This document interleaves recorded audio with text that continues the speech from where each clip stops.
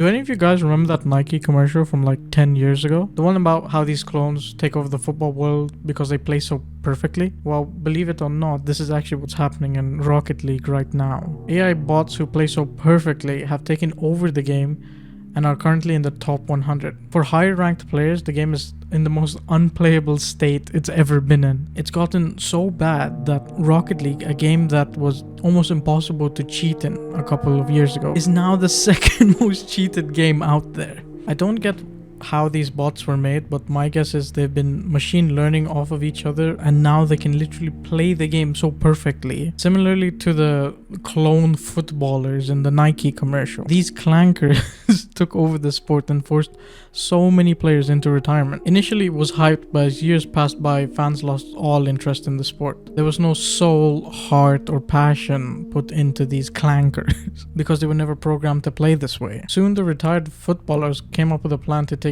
down the clankers by forming a team of the best players to exist at that time. Players like Ronaldo, Neymar, Iniesta, etc, etc. Obviously one signed by Nike. The whole motto for the ad was risk everything. In order for the footballers to defeat the clones, they have to be unpredictable, random, show off some skill. That way, the clones can't actually predict what their next move is. They end up winning the game because of that. This is arguably one of the best commercials made by Nike, but that's besides the point. But Nike might have actually hinted on how we're supposed to defeat AI. As crazy as that sounds. It's not to play smarter, faster, stronger, or anything like that, but it's to take risks of all things. Moving back to Rocket League now, I recently watched this video by Vampo, who I believe is a famous freestyler in the Rocket League scene. He's been so sick of these AI bots that he took it upon himself to actually keep playing the game against them until he can figure out how to defeat them. And since he's a freestyler, you can kind of see where this is going.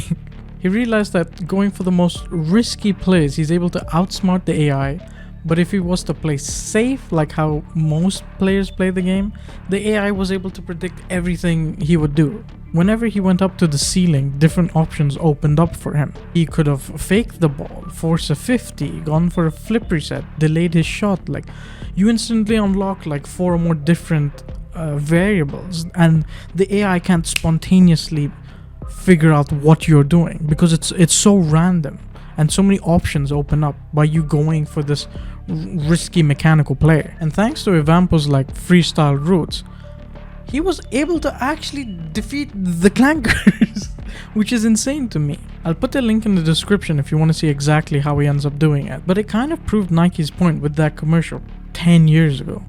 There's no greater danger than playing it safe. This philosophy, I guess, can be applied to a lot of other games and sports out there too. In chess, for example, to defeat the AI and its logic, you need to have the most unconventional opening for your game. In other words, play risky. I don't know, just kind of crazy to me how 10 years ago Nike predicted not only the state of what AI might be in the future for games and sports, but also how you're supposed to defeat it. I mean, maybe there's movies out there who predicted it as well. I saw this growing up, so I'm saying they predicted it. Anyway, that's all.